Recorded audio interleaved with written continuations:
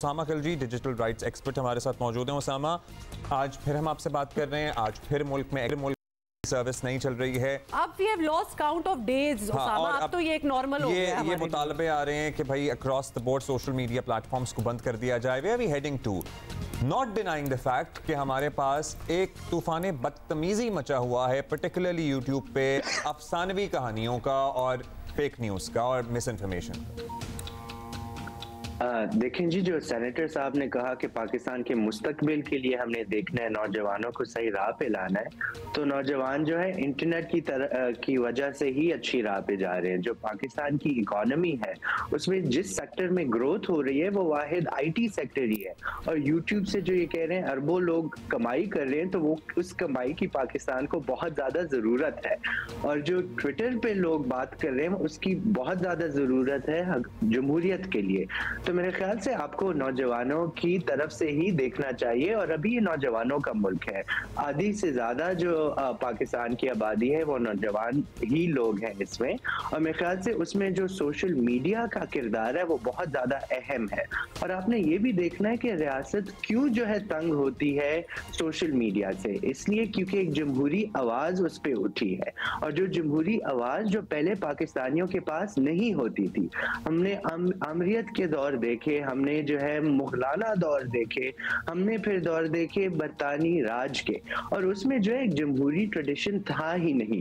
अभी जो जमहूरी ट्रेडिशन आता है जिसमें लोग जो है अपनी आवाज उठाते हैं, तो जो रियासत है और इस तरह के जो लोग हैं वो खौफजदा है, क्योंकि वो नहीं चाहते कि लोगों के पास आवाज हो, लोग अपनी आवाज उठाएं और लोग जो गलत पॉलिसियां हैं रियासत की उस पर तनकीद करें। तो मेरे ख्याल से ये तो एक नेचुरल ही रिएक्शन है। मेरे ख्याल से तंगी साहब को तो सेनेट में होना ही नहीं चाहिए, क्योंकि पीपीपी ने तो उनकी मेंबरशिप सस्पेंड कर दी है। मेरे ख्याल से अभी 2 ही हफ्ते कैंसिल कर दिए, 2 ही हफ्ते रहते वो खत्म हो जाएंगे। और शायद वो नाराज हो पार्टी से, इसी वजह से जो है वो इस तरह की रेजोल्यूशन ला रहे हैं। लेकिन उम्मीद यही है कि जो सियासी जमातें मौजूद हैं सेनेट में वो इस पे आवाज उठाएंगी और वो देखेंगी और नौजवानों की नुमाइंदगी करेंगी कि पाकिस्तान के इंटरेस्ट में क्या है। क्या हम चाइना बनना चाहते हैं जहाँ पे सोशल मीडिया सब बंद है, एक ही पार्टी का रूल होता है?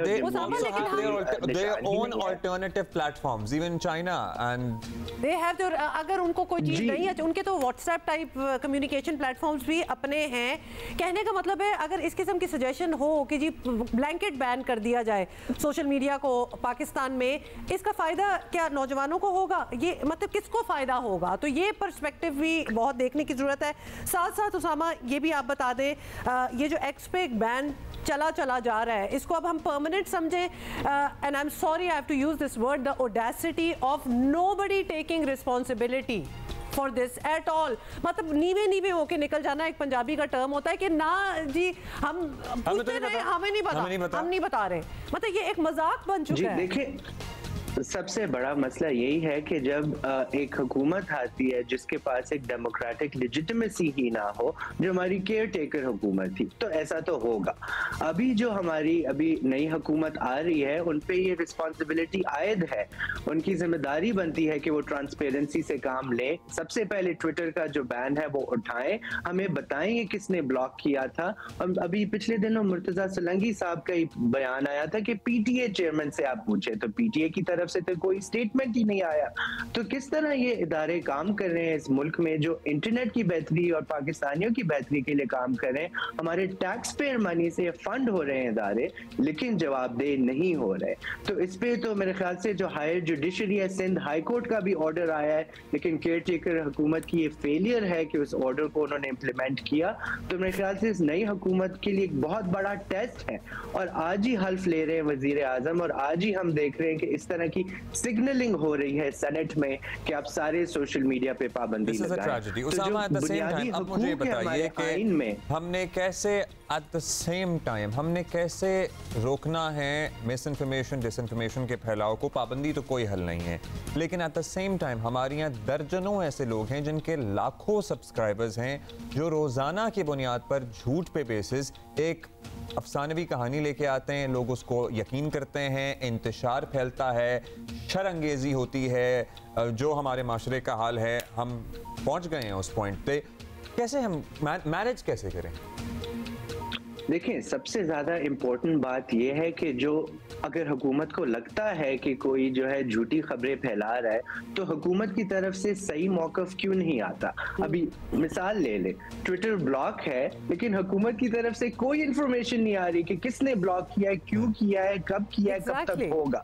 तो फिर डिसइंफॉर्मेशन ही फैलेगा ना, कि हम उस पर गैसी करेंगे कि शायद ये हुआ और शायद वो ही हुआ। उसामा, में भी ये नजर आ रहा है। ना सिर्फ के वो नहीं बता रहे कि किसने बंद करवाया है, अगर उन्होंने नहीं बंद किया, let's give the devil it's due, तो तहकीक तो करो। मतलब आप ढूंढे, उसको इन्वेस्टिगेट करें। इतनी बड़ी चीज हो गई मुल्क में, होती चली जा रही है। You are not interested. जी एग्जैक्टली, बिल्कुल। तो आप जवाब ही नहीं दे रहे। तो मेरे ख्याल से इसमें हमने यही देखना है कि जितनी इंफॉर्मेशन स्टेट की तरफ से आएगी, सारे एक्टर्स की तरफ आएगी, यही जमहूरियत की खूबसूरती है। ये तो नहीं कि आप बंद कर दें, और जब आप सेंसरशिप करेंगे, बंद करेंगे इंफॉर्मेशन फ्लोज को, तो फिर तो अफवाहें फैलेगी, झूठे खबरें फैलेगी। जल्दी से, टाइम कम है, जरा आप ये भी बता दें, एक थोड़ा सा सेंस दें ताकि देखने वाले इस बात को समझें। जो ऑनलाइन फोरम्स हैं जिन पे फ्रीलांसर्स पाकिस्तान में बैठे काम कर रहे हैं, उनको कोई जवाब दे नहीं है कि उनका एकदम से काम ठप क्यों हुआ। तो ये कितना बड़ा नुकसान है। देखिए, नेट ब्लॉक्स के मुताबिक एक दिन जब इंटरनेट बंद होता है, $53 मिलियन का नुकसान होता है पाकिस्तान को। और इसमें फिर आप देखें, उनके पाकिस्तानी फ्रीलांसर्स के प्रोफाइल के ऊपर नोटिस आता है कि इस मुल्क में ट्विटर बंद है या इस मुल्क में इंटरनेट बंद है, इस वजह से शायद ये आपको काम ना दे सके। तो जो इकोनॉमिक इम्पैक्ट है पाकिस्तान के ऊपर, वो बहुत ज्यादा वसी है, और ये एक सुइसाइडल पॉलिसी है जो सुइसाइडल है। और अचानक से किसी को दफ्तर में बैठे हुए ख्याल आता है कि शायद आज इंटरनेट बंद कर दिया जाए, बिना ये सोचे समझे कि इससे अरबों खरबों का नुकसान होगा यौमिया बुनियादों पे। आई वंडर ये सिलसिला कब बंद होगा। Thank you Usama for being with us. At the same time हमारी आईटी की मिनिस्ट्री कितनी आम है, इस बात का अंदाजा इसी से लगाया जा सकता है कि पिछले कुछ अरसे से इसको पॉलिटिकल बार्गेन के तौर पर इस्तेमाल किया जाता है। मतलब क्या उसमें रिजल्ट निकलता है कि फलां इत्तेहादी है जी, वो मान नहीं रहा, तो चलो एमक्यूएम को दे देते हैं, तो उसको दे देते हैं, तो उसको दे देते हैं। I guess if there should be two important ministries that the Prime Minister should focus on. एक तो है ही ना फाइनेंस मिनिस्ट्री, दूसरी आईटी मिनिस्ट्री ही होनी चाहिए, बिकॉज अगर हमें अपने पैरों पे खड़ा होना है आगे जाने तो सिर्फ यही है। और हमारे पास सर कुछ नहीं है। ये जो अफसानवी बातें हैं ना, मतलब हम मिनरल्स निकाल लेंगे और हम हैं जरूर माला माल, पता नहीं क्या होगा क्या नहीं होगा, लेकिन एक जो इंडस्ट्री हमारी जिसमें वाकई पोटेंशियल है, जो चल सकती है, वो आईटी है। सो these should be the two most important ministries for the Prime Minister. Defence ministry कितनी इंपॉर्टेंट है, इंफॉर्मेशन मिनिस्ट्री कितनी इंपॉर्टेंट है, हमें पता है ना importance of all these things, then why not the IT ministry.